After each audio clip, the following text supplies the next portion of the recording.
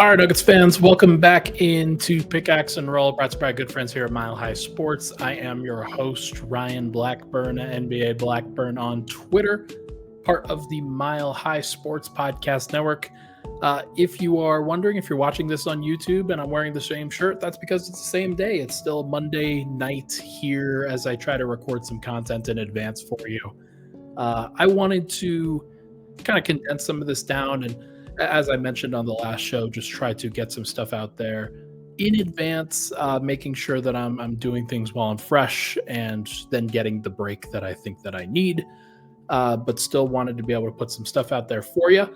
So I wanted to break down the core four and talk about Denver's four highest paid players, the four most important players for the championship run, and everything that went into this season, their playoff run, and just how they fared, how they were able to do.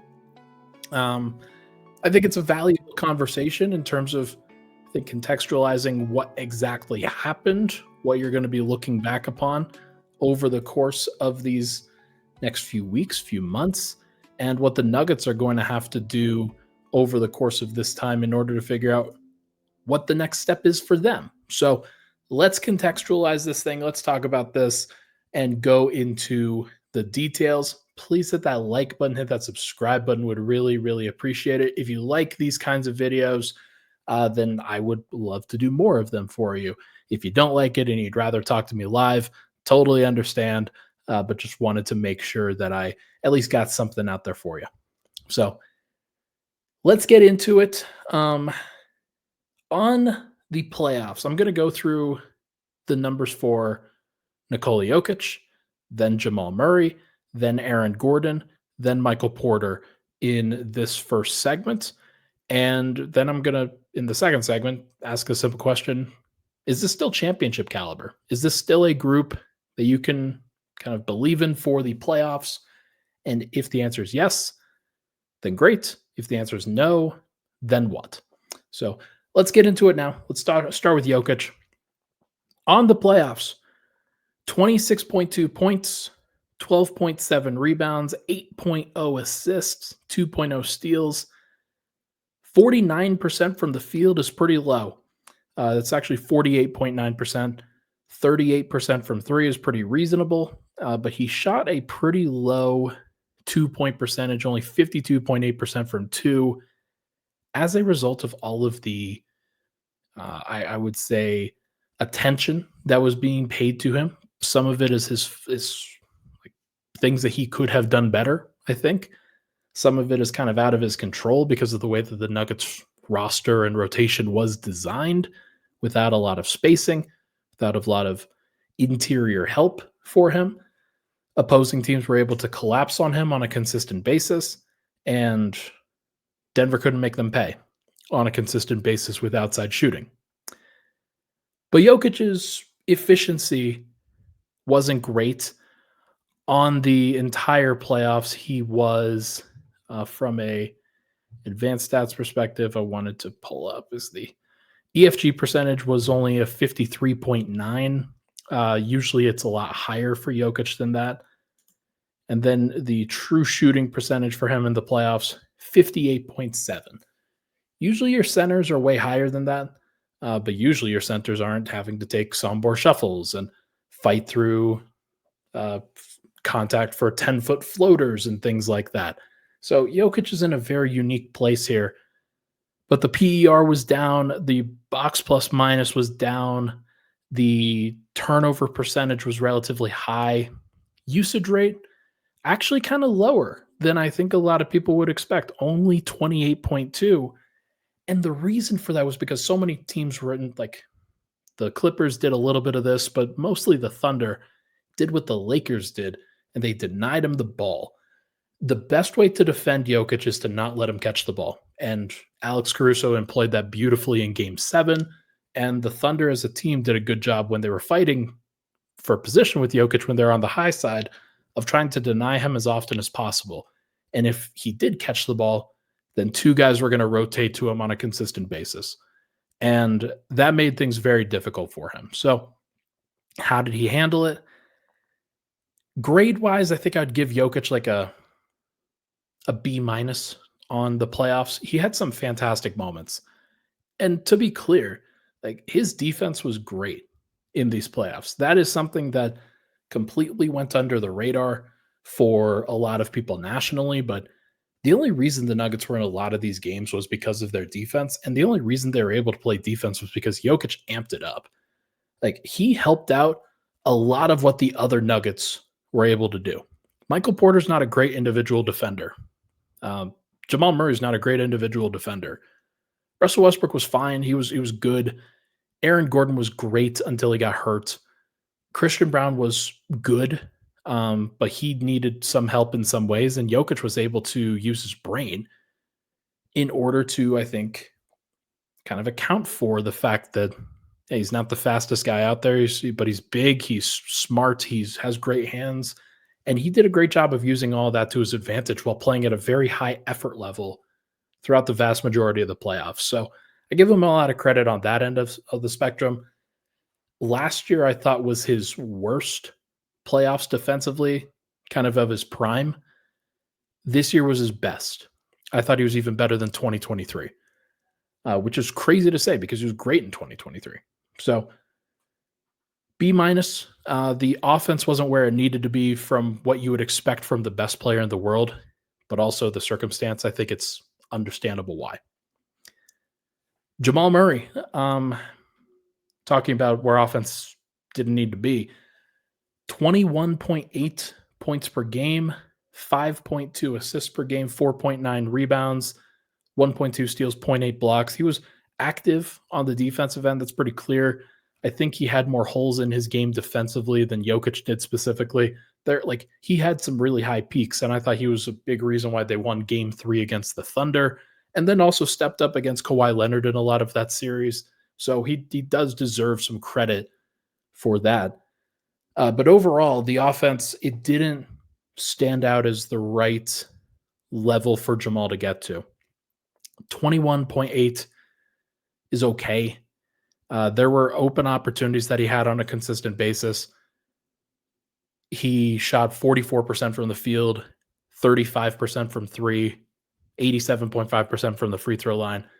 Overall, his efficiency was pretty good, pretty close to matching Jokic, although only 55.5 true shooting. It's just not good enough for really elite offense. And the entire, Jokic was at 58.7. And so if Jokic is at 58.7 when he's usually above 60, and Murray's at 55.5, it's just really hard for Denver to make up that gap and make up that difference. Aaron Gordon did a great job of it. He was at 60 for the playoffs, but Christian Brown was at 55, and Michael Porter was at 50.7 true shooting. Those are not good enough numbers to be an elite offense. And Denver overall wasn't able to space the floor in the ways that they needed to, wasn't able to create the offense that they needed to. And so much of that burden was on Jokic and guys to just kind of force feed it inside, grab offensive rebounds, do a lot of those kinds of things, just getting to the free throw line. I thought Murray did a pretty good job getting to the line. Jokic, same thing. But overall, I don't think that Murray's performance is what I would call up to his standard. So I guess I'm going to probably give him a C on the playoffs, because here's the thing. These are basically what his regular season numbers are. You expect the efficiency to drop just a little bit. But if I give Jokic a B minus, I think I give Murray a C. I think that's fair. There were plenty of times where he probably could have stepped up a little bit better. The Thunder are a nightmare matchup for him, though. And the Thunder are an elite perimeter defense. So expecting him to be great against a great perimeter defense isn't really fair. But the Clippers had a much better interior defense, and I thought that Murray took a lot longer to get free from Chris Dunn. There were some things that he had to figure out, some things that he had to navigate. Overall, it was an okay run from him. I think he had some great moments. I think he had some low moments. Could have been better. Aaron Gordon, his points per game definitely dropped due to the final couple of games where he was clearly hurt. 16.2 points per game, 7.6 rebounds, 2.7 assists, only 0.6 steals and 0.4 blocks, but that kind of underscores the level of defensive impact and helpfulness that he had on a consistent basis. He was efficient across the board. 48.5% from the field is pretty good for an off-ball guy. 37.9% from three. 54.1% on twos was higher than Jokic, and his effective field goal percentage. Good lord, definitely reflects that. As does his free throw shooting. 86% from the free throw line for Aaron Gordon is a really, really impressive number. That's almost as high as Murray. Pretty clearly second best on the team in that regard. Gordon was great. Gordon was great in these playoffs. You can't really penalize him for getting hurt. That's just not fair. I'm going to give him an A. I think that the way that he stepped up in the clutch on a consistent basis, that's another area where I thought that Murray actually wasn't that great in these playoffs. He was much better last year in the clutch. In the clutch this year, Murray was okay to subpar. But Gordon was the one to step up in a lot of these situations, was just tremendous. And the fact that he was able to step up in that regard kept Denver alive throughout these playoffs. Game 4 against the Clippers, the final alley-oop that he caught from Jokic airball and then gets that through the net. It was crazy.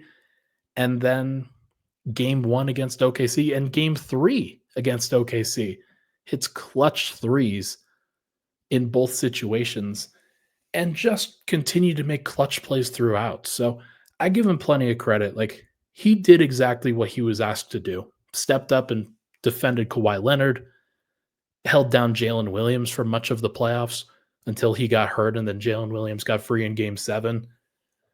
He did his job. Nothing you could ask for more from Aaron Gordon. I think that an A is perfectly deserved there.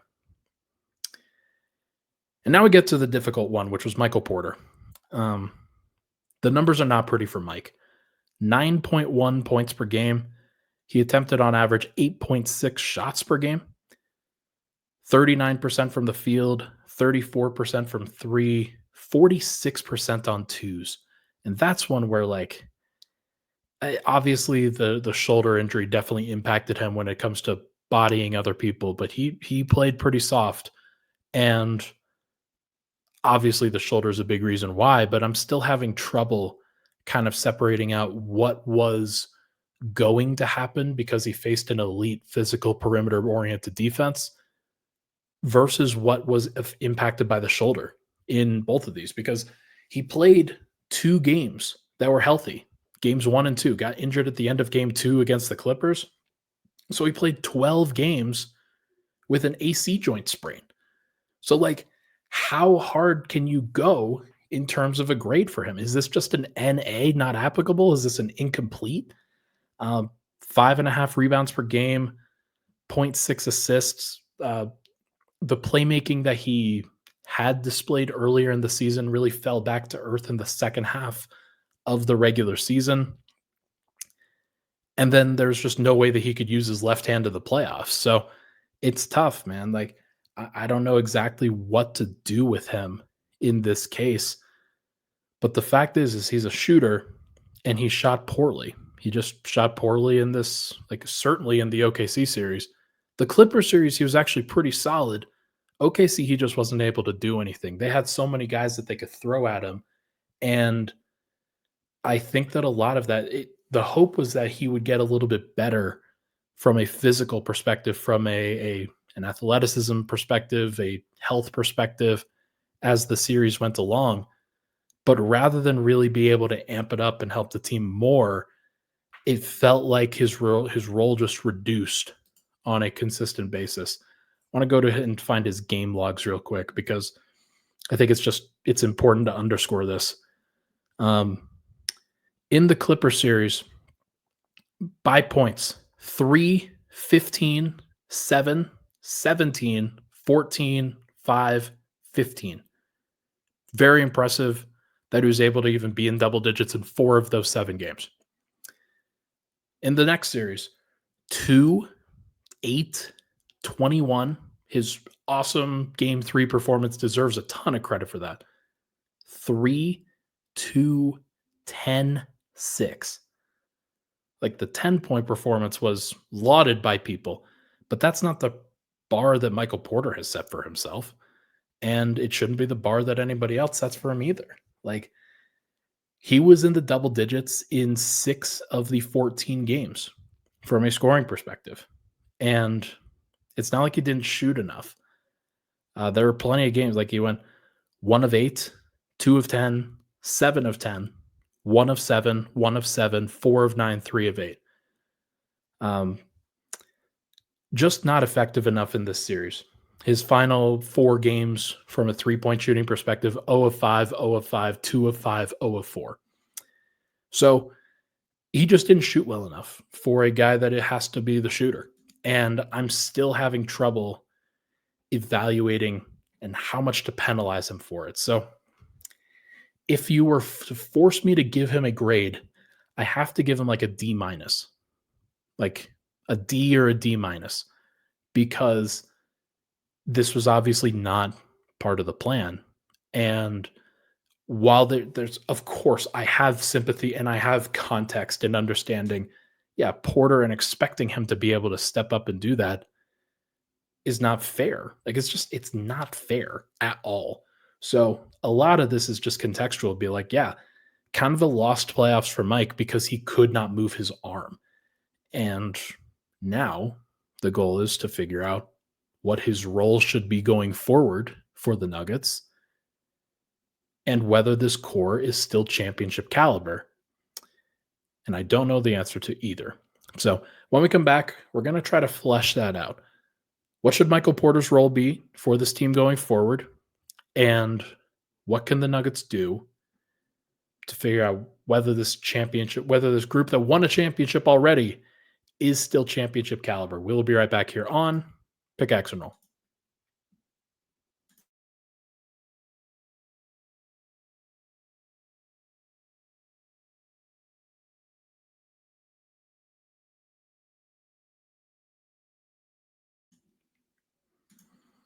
All right, we are back. Pickaxe and Roll. Ryan Blackburn here. Thank you so much for tuning into the show. Hit the like button, hit the subscribe button. Would really, really appreciate it. Okay. So Michael Porter, during the regular season, stepped up and did a lot of good things. I'm going to go and go by the splits for month by month for him from a points and assists perspective, because I think those are the two most important numbers. October, only 4 games, 13 points, 2.3 assists. November, 20 points per game, 3.1 assists per game. Pretty solid. 62.5% true shooting. He was very good early in the season. December, 18.9 points per game, 2.4 assists per game, 66% true shooting during that time. Usage rate in both of those, over 20%. Still very good. January, down to 16.8 points per game. Denver, of course, was able to turn some stuff around in January.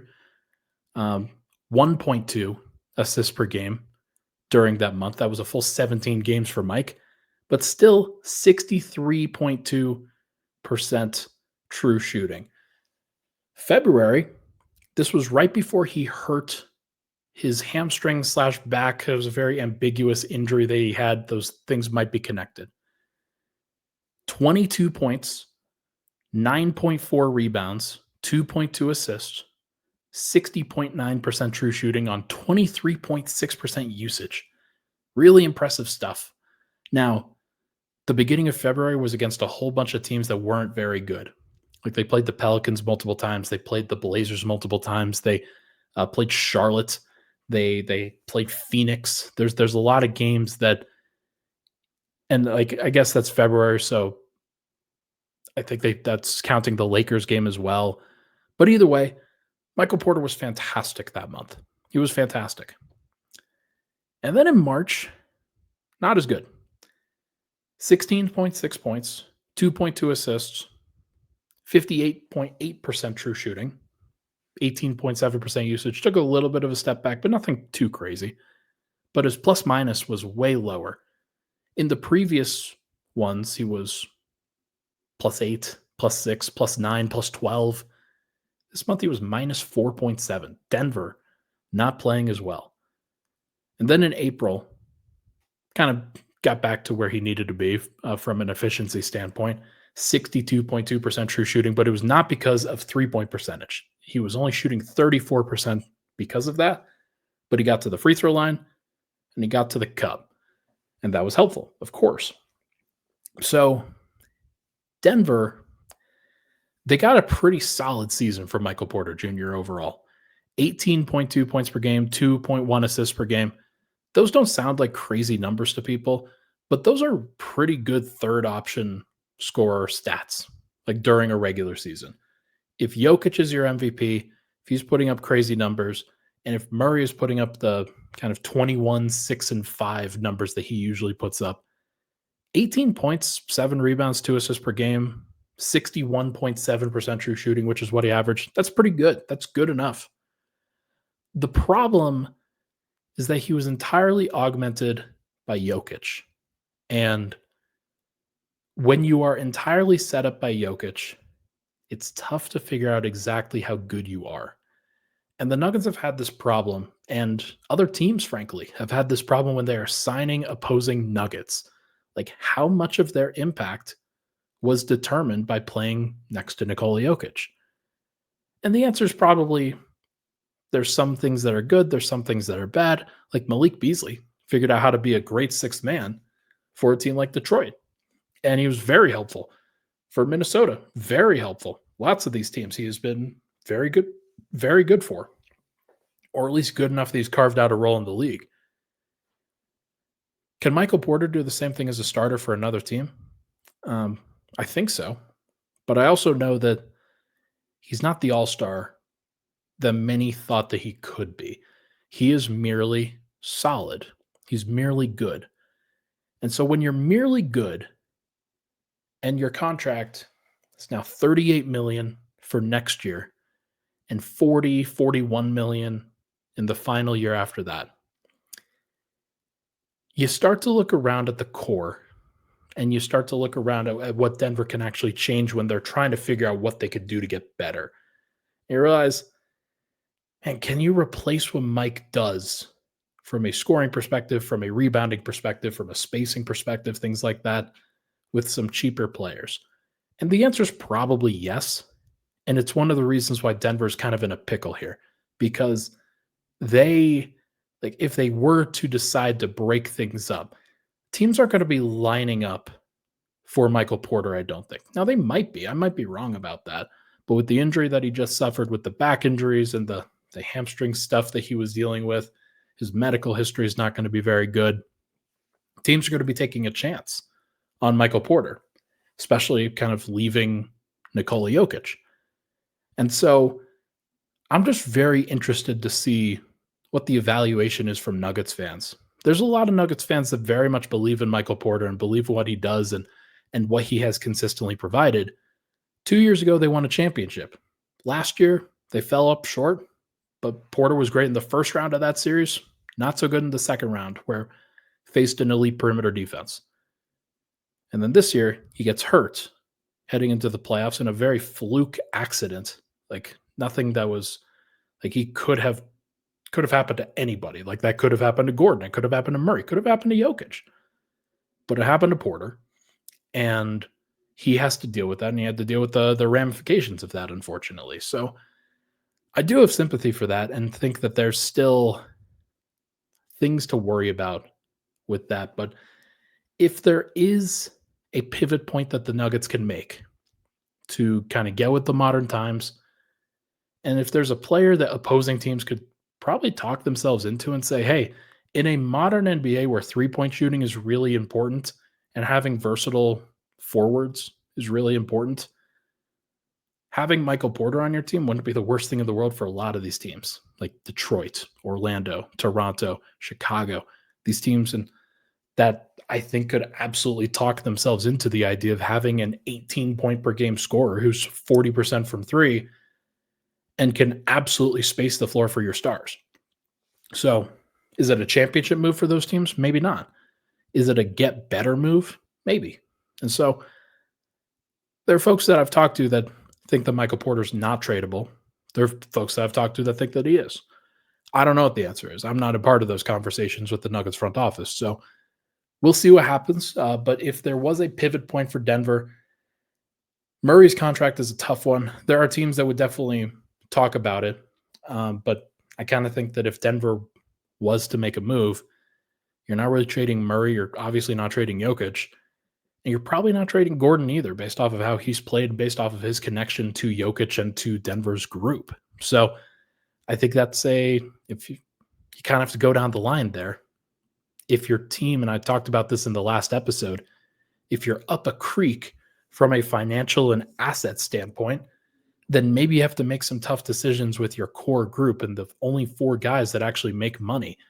One of them just happens to be Michael Porter. And we just watched him average 9 points in the playoffs, and Denver really need more from him. Again, not necessarily his fault because of the injuries, but also not necessarily not his fault because Denver just needs more, and then they saw it happen to him last year. So I don't know, man. This is a tough one. This is a very tough situation for Denver. If they didn't change a thing, if they decided to run this back with those 4 guys, like whatever happens with Christian Brown, whatever happens with Russell Westbrook, whatever happens with any of the other guys that played in their playoff rotation, I don't know. Can you still believe in a core 4 that includes Jokic, Murray, Porter, Gordon? I think you can, but it just becomes a little bit more difficult. These guys are a little bit older. They account for a little bit less space, a little bit less athleticism, a little bit less consistency the longer they age. Murray, I think, is a little bit more erratic in some ways. Gordon, I think, is going to have more injuries happen to him rather than fewer going forward. He just has such a heavy burden on him. Jokic, of course, has the heaviest burden on him in the league. Porter already is injury prone. So expecting those guys to stay healthy and stay consistent can be tough. So one of the things that opposing teams have done, Indiana, OKC, Minnesota, Cleveland, before they got hurt all at the same time and then failed, was they diversified their risk by adding as many good rotation caliber pieces as possible. And so if Denver had somebody else, like hypothetically, Cleveland added DeAndre Hunter and there was another name, Javonte Green, to a room that already included Max Strus, Isaac Okoro, Karis LeVert. They traded out, but they had Ty Jerome, Sam Merrill. They had a whole bunch of guys that they trusted, that they liked, and they went out and got more. They have the flexibility to do that. Maybe the best thing for Denver is just to get more bodies, more guys that you can trust. So just in case guys like Peyton Watson struggle, Julian Strawther struggles, say Christian Brown has a bad matchup, things like that. If you get more opportunities at success, I think it's better. With Michael Porter, with him making what he does, you would expect him to be a consistent force, somebody that you can consistently count on every single time, every single series, things like that. But they haven't been able to do that. So I don't think, let me rephrase. This core 4 is championship caliber if they get it right and get it perfect from a health standpoint, from a development standpoint around them. And if the 4 guys that they have, if those are your 4 best players, they can still win a championship, but the 5 through 9, the 5 through 12 have to be good enough to get you through the playoffs and regular season respectively. So it's tough. This is a tough place for Denver to be. And so if the situation is just not perfect, and that means that this group is not championship caliber by themselves, independent of circumstance, independent of variable, then I think you got to change something. I do. I've been on this for a while. I don't want to belabor the point, but if Denver feels like they are left wanting for more from their core 4 group, then you have to find a way to create more value there. And I think that trading Michael Porter could absolutely be one of those ways to do it. There are teams, like I talked about, that could talk themselves into him. If they are willing to accept the risk of him health-wise, he's a guy that can give you a good reward as a team, just stepping into a position as either a small forward or power forward and just being solid for your core. He can definitely do that. Can he do that for Denver right now? He has for a long time. So he could again. But Denver's ceiling with him is probably conference finals. I don't know if it's finals anymore. I think it's probably conference finals. It's not championship. Like, you maybe, again, you have to hit something out of the park in another situation outside of that core four. But if Michael Porter's going to be your fourth best player, then you're probably not going to win a championship. And that sounds harsh, and it's not the way that I necessarily want to say it. But I just think that Denver has kind of seen what's happened here over the course of these last couple of years, not just this year where he was hurt, but the last year too. And I think that that's a valuable marker in what has been a very interesting year. You still need Michael Porter spacing, but you also need somebody who can create the shot off the dribble. Aaron Gordon couldn't do that with the injury that he sustained. Jamal Murray, worn down and beaten and battered by OKC's perimeter defense, the Clippers' perimeter defense. The Nuggets needed somebody else that could create a shot. Russell Westbrook really couldn't do it, at least not efficiently. Christian Brown, maybe it's something that he can step into, but I would prefer him to be a tertiary option rather than somebody else to be a secondary option. The guy who really needed to step up and be that other creator was Michael Porter, and he couldn't do it.